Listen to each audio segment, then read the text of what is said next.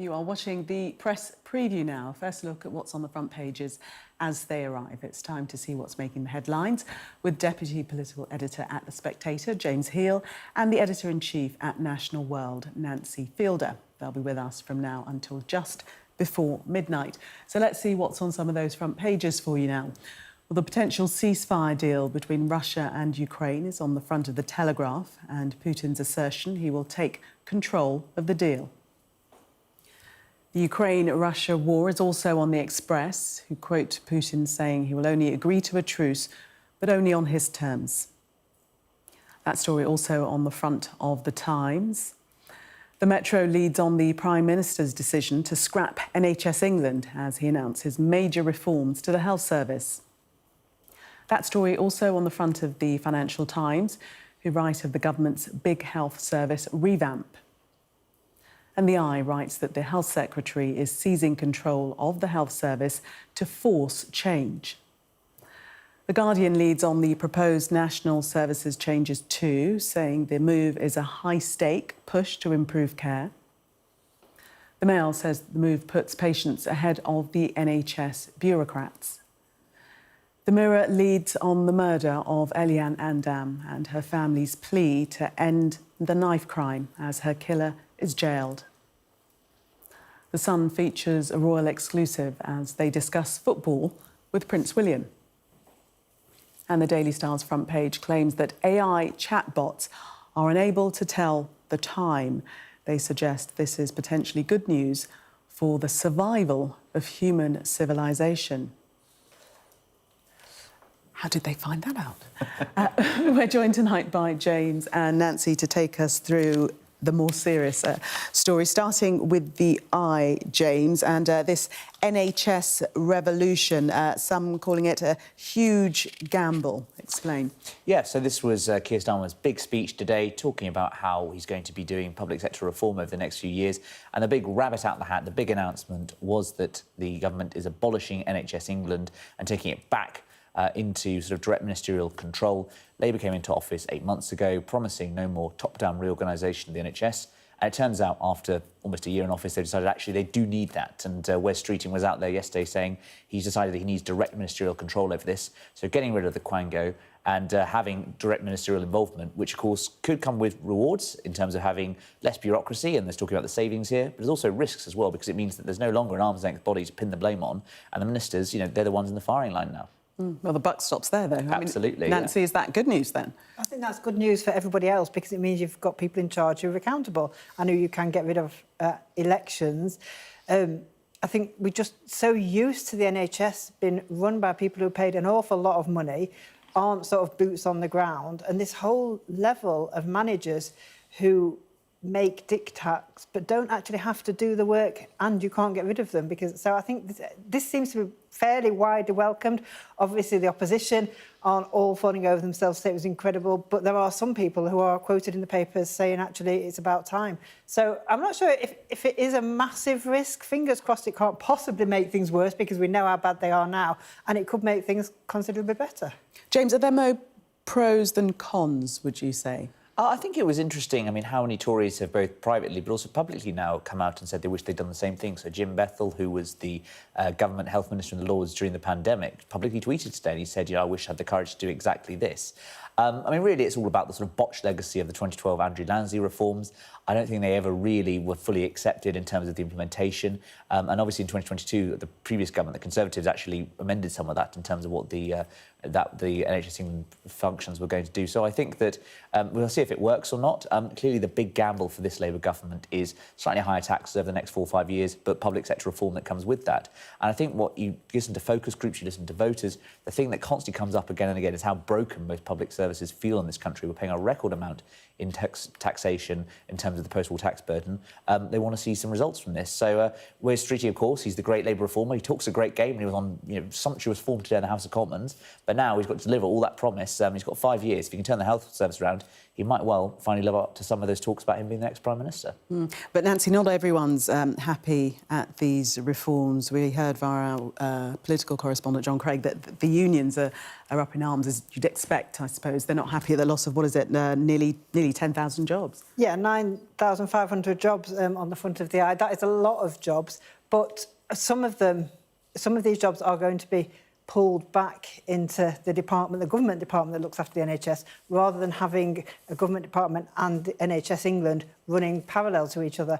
So the theory is, do a big restructure. Local newspapers are famous for their restructures because we've done them so recently. Get the right people, the best people in the best jobs, and cut back on management as much as you can. Invest the money into the services where they're really needed. And I think we've got to be honest, the NHS is broken, it's on its knees, and it needs radical change. So it's actually quite refreshing to see, rather than sort of just setting new targets but with nothing to back it up, some real change that hopefully will do all the things we need, get people the treatment they want as quickly as possible. That's what the NHS is meant to be there for. And of course, you've got to remember 10,000 jobs. There are 1.3 million in NHS England, so this is 0.76%. This is less than 1% of the overall workforce in terms of jobs being affected. But this is one of the two tensions in Starmer's speech today, one of which was he talks about wanting to have a better state, but he's going to have a smaller state, and that is basically the logical conclusion. Some jobs will have to go, thanks to AI, etc., and some of these reorganisations. But is he going to be honest about that? And the second point, of course, as well, is he about going to be standing up for producers or consumer interests? Is he going to be standing up for the unions in this, or is he going to be talking about patients and what people are paying taxpayer money in, and are they getting the right results? So he's going to have to make some enemies on this, and is Labour going to be willing to take on the unions on this? That's going to be the big question. If Wes Streeting can see them down, I think it's going to be very interesting to see what happens in terms of the results, in terms of efficiencies. Public support for the unions who are supporting managers, I don't think will be particularly high. Agreed, is yeah, it doctors, quite is right. it nurses, all those jobs that we know are desperately needed, and we see how hard they're working, is very, very different than defending well-paid managers. And you saw that in Starmer's speech today. He was very clear that it was all about frontline services. He wanted to protect frontline services, but managers less so, perhaps. Absolutely. Let's move on to we're just seeing that other front page there, the Metro Starmer shock NHS takeover, suggesting that it's come out of the blue and come from nowhere. But let's move on to the Telegraph and looking at Ukraine there. President Putin, it's quite a quizzical picture of him there, suggesting that he's of a mind to accept this ceasefire agreement, but there are lots of red lines. Quelle surprise, peace on my terms. Who could have seen that coming? I mean, look, the whole thing is, it's always a bit of a sense of, what comes first, the ceasefire and the negotiation. And Putin's now saying he wants the negotiation before the ceasefire because Ukraine can then use the 30 days to rearm. Really, I mean, it comes down to how unreasonable I think Putin's red lines are going to be or not. Trump obviously has, I think, been probably more than fair-minded in terms of indulging Putin in rhetoric over the past couple of months or so. It now comes down to actually, how much will the US president have patience with what Putin wants? And clearly, when he talks about things such as, the causes of the war, the root causes, the root factors, those are fundamentally going to be the fact that Ukraine wants to join NATO and President Zelensky's leadership, and finally about sort of those pre-2014 territories and whether Russia gets legal recognition or not. And given, unsurprisingly, Ukrainians are unlikely to give up those trump cards, I think this is going to be a long, protracted, drawn-out negotiation. And far from ending the war in 24 hours, as Donald Trump promised, I think we could be talking about it still in 24 weeks' time. Well, Zelensky is saying tonight, Nancy, that Vladimir Putin doesn't want to accept a ceasefire, and actually, really, what's needed is more sanctions against Russia. And he's not saying outright that it's a no from him, but he's just frightened to say that to Donald Trump. Well, I think both sides are a little bit frightened to say no to Trump because he is so unpredictable. But, I mean, it is interesting. So it's peace on Putin's terms. He's not been 100% clear on what that means. But if you look at the second bullet point there, he tells Ukrainians trapped in Kursk, surrender or die. I mean, these tend to be Putin's terms, don't they? He's invaded a country. He's taken parts. He wants to keep hold of them. It will be interesting when him and Trump actually finally speak, and they're saying that could be in the next few days, how the two big men square up to each other, because that is the all-important thing. If Trump can seriously get a peace deal, then maybe 24 weeks, actually, it sounds like a long time, but it felt even longer before. I am no Trump fan, but actually things are moving. If he can persuade both sides and people can stop dying and being killed in a war, then it's got to be a good thing. But it cannot be just on Putin's terms, surely. We know what those are going to look like. But already there seems to be an impasse, doesn't there? Because if Putin is saying that there can be no membership of NATO for Ukraine, and Zelensky is saying that's definitely one of the things that we want to pursue, what happens? Yeah, I mean, well, it's also about leaving Ukraine in a position whereby they're not going to get invaded again. And, of course, the Ukrainians' perspective is, hang on a sec, we warned you guys about Russia for years, and they went along and they had the Georgia War 2008, then they had, 2014, the invasion of eastern Ukraine. Now, of course, they've done the same 2022 invasion. This is not a man you can do business with. He is not reasonable. He will not stick to his word. And it's about the assurances that are going along. And basically, it's going to lead to a point, I think, where the Americans are going to have to find some way to bring the Russians and the Ukrainians into terms that they'll both accept. And right now, that doesn't seem it's going to happen over the next few days or weeks. And people, Zelensky in particular, but many Americans too, say that this is Putin's tactic. Let's delay and look like you're going to go along with it. But in the meantime, he's waging war and of course, Ukraine. And he will send many thousands of men to the meat grinder because that's what he will do. Yeah. Well, let's see. I mean, there might be a phone call from Putin to Donald Trump this evening. We're waiting to see whether that occurs. Nancy and James, for the moment, thank you. We can take a break. Coming up, we'll be discussing this story on the front of the Mirror as the family of Elian Andam plea for an end to knife crime following the jailing of her killer. We'll be right back.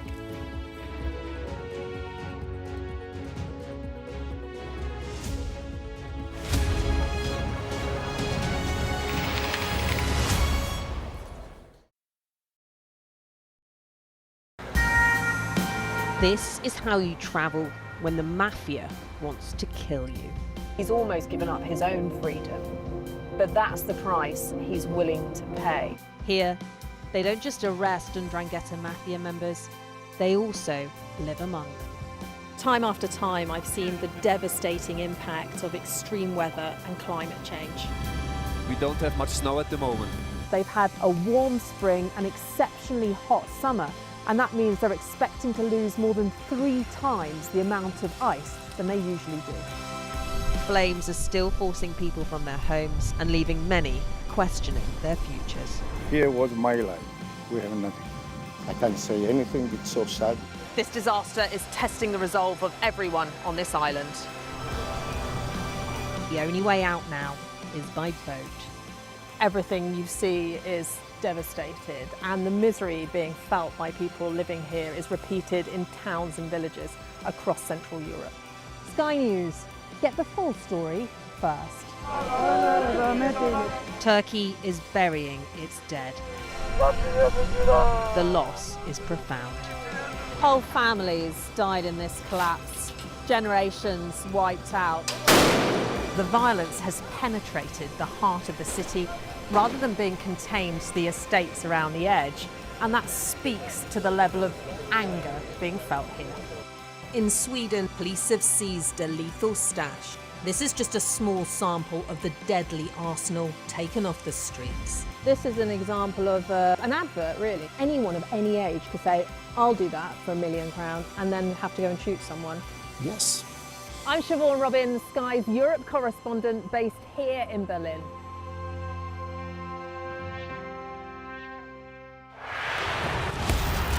Exclusively on Peacock.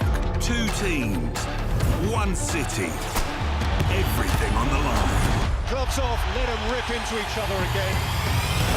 Arsenal. Oh, that's a brilliant strike! Victory can keep their title hopes alive. Arsenal flying! But Chelsea need all 3 points in their own chase for top 4. Who else? This is the Premier League. Streaming on Peacock. We're rolling. Welcome to the world. Our new podcast. It's starting now. It's very exciting. Every week, we'll be reporting from the world's trouble spots. We get to hold those in positions of power accountable, and we get to ask the questions that the audience, the listeners, want to know about. And that's why it is so important that people tune in, come along for the road, come along for the journey. It'll be fun. Sky News, get the full story first. Is this now all your territory? Yeah. The battlefield is outside the barricades. We are in the middle of a forest, in a jungle really, and they're attempting to keep these men alive. I'm Stuart Ramsey, and I'm Sky's chief correspondent. really dangerous. Many people have died riding it.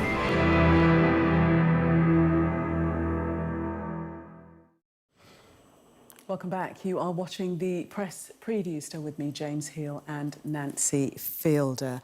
Let's take a look at the front of the Mirror. And you have the beautiful picture of Elian Andam, who was murdered by Hassan Sentama. It's his sentencing today. Received 23 years for her stabbing.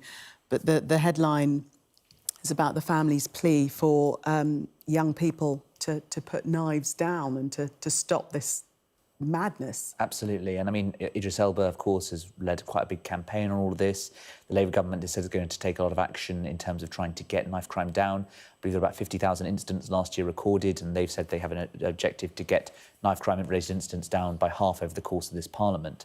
Unfortunately, the difficulty is that because knives are so widely available and they have to be for kitchen appliances, how do you stop people getting hold of them and then inflicting these kind of heinous crimes and incidents? I think partly it's about culture change, and then also looking around the laws, etc., about ID and all of that. But all it can be done really is trying to convince people to, as you say, end the worst bits of gang culture and trying to ensure that people are safe in these kind of environments. It's a mammoth task, isn't it, Nancy? And one that has been broached a number of times, but we don't seem to be getting anywhere. Well, so here we have a young life, 15, lost in a shopping centre in Sheffield. Obviously, just a few weeks ago, we had a boy of the same age who died at a school. I'm a trustee of a Sheffield anti-knife crime charity called Always an Alternative, and actually there is always an alternative, but you cannot just say put down the knife. We have to work with these children. We have to make sure there are youth clubs. We have to make sure there's access to good role models. They carry these knives for a reason, not necessarily in any of these cases, but they feel safer. And it's no good saying you're not safer. We know they're not safer. But actually, this needs a real root and branch change, and we need to work with these kids from as soon as they're born, because you can often, tragically, and in this case, you probably could have predicted because he'd said things before, and here we go, she's gone, and nothing can bring her back. No, terrible for the family. To the Times, this interesting story, that if you are in pain in nature, yes, it's lessened by the fact that you're in nature, or even if you're watching nature. Yes, so this is a on new television. Absolutely. So this is a new scientific study that's been done whereby they got was it 49 people an air survey, and they inflicted them with small electric shocks, and it turns out that they felt less pain when they were watching David Attenborough on the screen, and therefore the conclusions of the academics is that actually it makes you feel better. So even just watching a bit of Planet Earth means that it's you're far less aware of the pain, etc. And so basically, nature is a good thing for you. Although I do fear, of course, that there are now people walking around as a result of this who'll never be able to watch Attenborough again. Is it his soothing voice, or...? You're distracted, and you believe you're relaxed, and actually so you feel the pain. I mean, it says the pain-relieving effect of nature is genuine, whether you're out in the woods, whether you're watching on a screen, but it's very clear, the last sentence, people in pain should certainly continue taking any medication they've been prescribed. So don't just quit and think that your prescription is David Attenborough. It's not quite enough. No, you've heard it here. Do not forsake the painkillers for a walk in nature or a David Attenborough documentary. It might not work. James and Nancy, thank you very much for taking us through the papers. We'll see you at the top of the 11 o'clock. In the meantime, let's take a look at the weather for you now. A bright start and always a warm welcome. The weather, sponsored by Qatar Airways. Well, it'll be cold over the next few days with widespread overnight frost and some potentially wintry showers.